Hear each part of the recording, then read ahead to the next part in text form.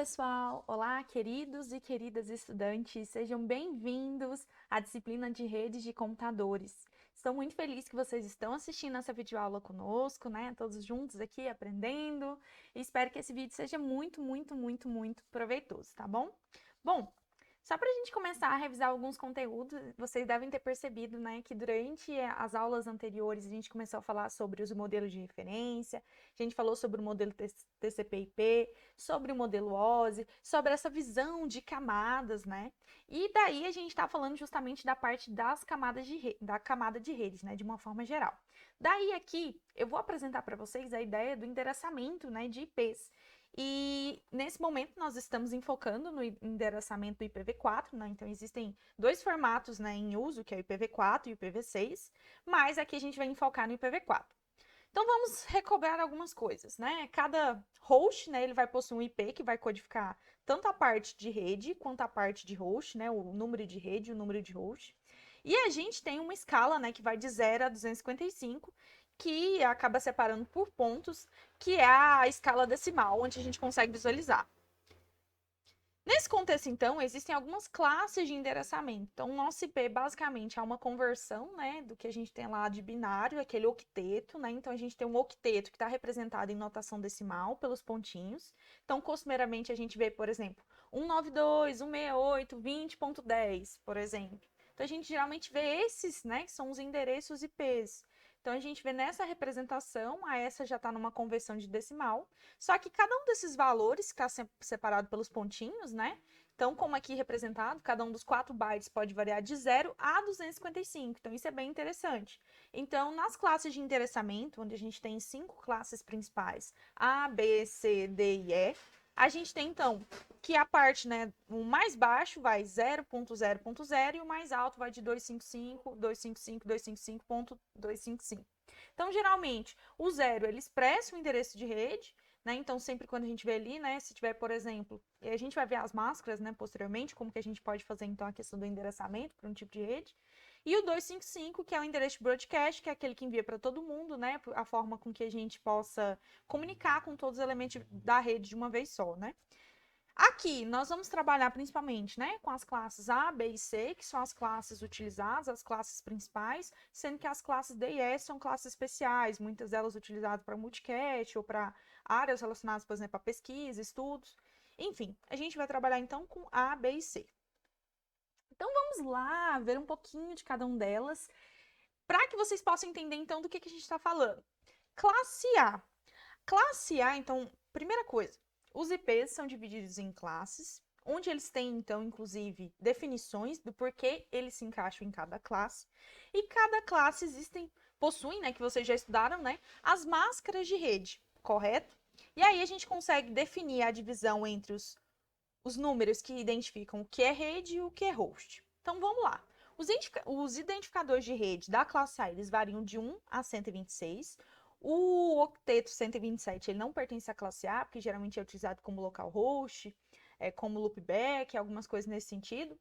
E cada rede, ela suporta, nesse caso aqui da classe A, uma rede classe A gente está falando, né, dessa classe de endereçamento com até 16 milhões de hosts. Então, ela é bem grandona, tá bom?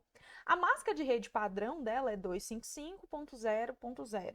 E aqui perceba que o A, ele modifica o 255 só nessa primeira parte, beleza? Só no primeiro, na primeira representação do octeto. E aí ela tem uma faixa reservada que é para as redes locais, né? Então, existe essa divisão, né, do que é para rede local, o que não é, que vai representado por esse valor que está aí no slide. Então, essa é a classe A. Então, a gente tem uma representação bem legalzinha aqui, ó, o 2.55.78.3. O primeiro é o identificador de rede, então, classe A, somente o primeiro é identificador de rede. E os 3 últimos, identificador de host.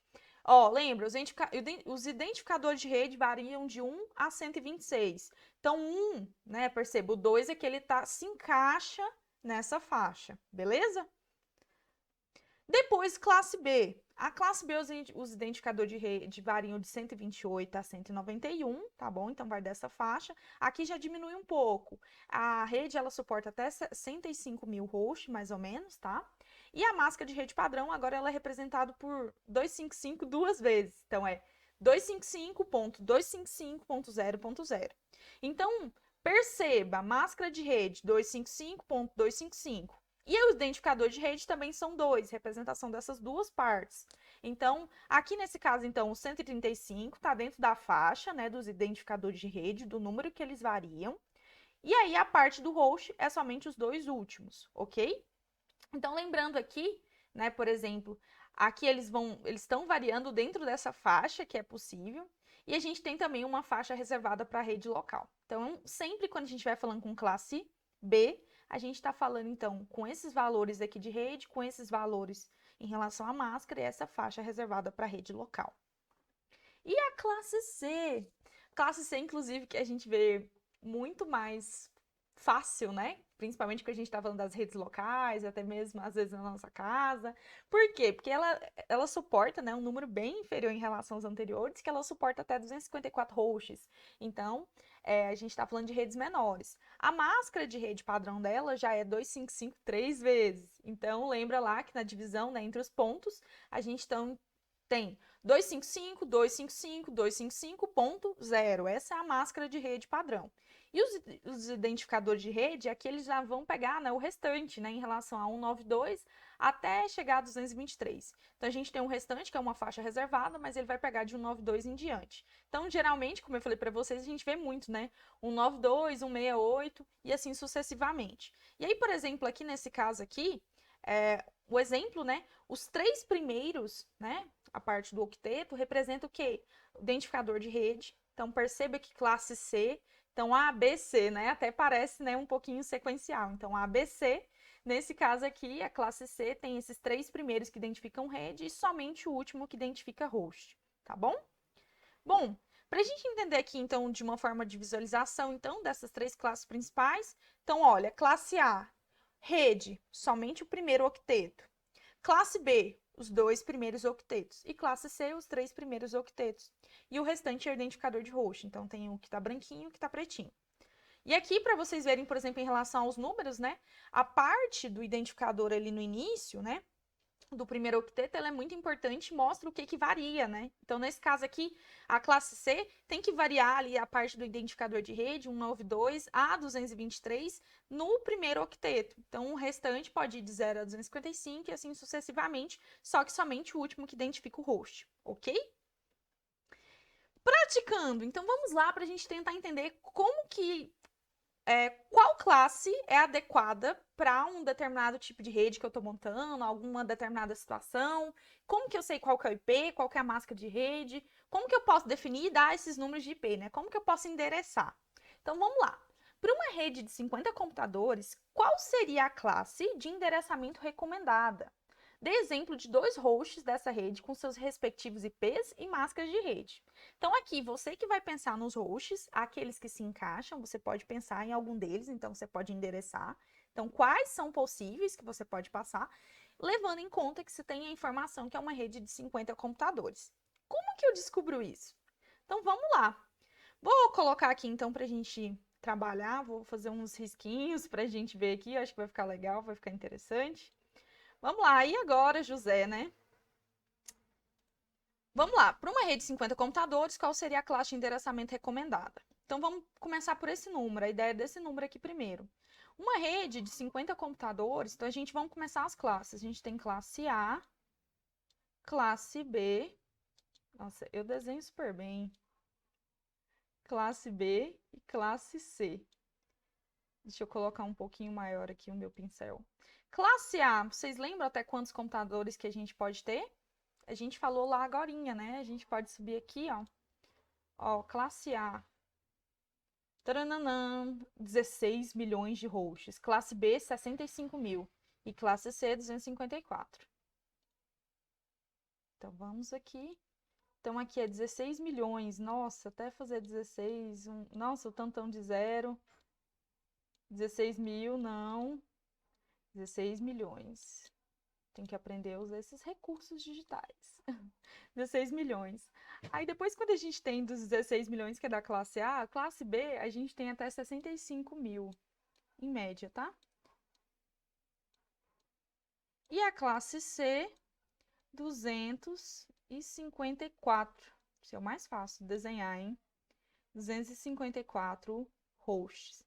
Levando em conta, então, que a gente tem que encaixar de acordo com essas faixas, então, não adianta a gente colocar uma classe em relação que não vai ser utilizada a quantidade de hosts, né? Então, a gente tem que pensar em tudo isso. Então, a que seria mais adequada aqui, ó, que está mais próximo, que encaixa os 50, seria o quê?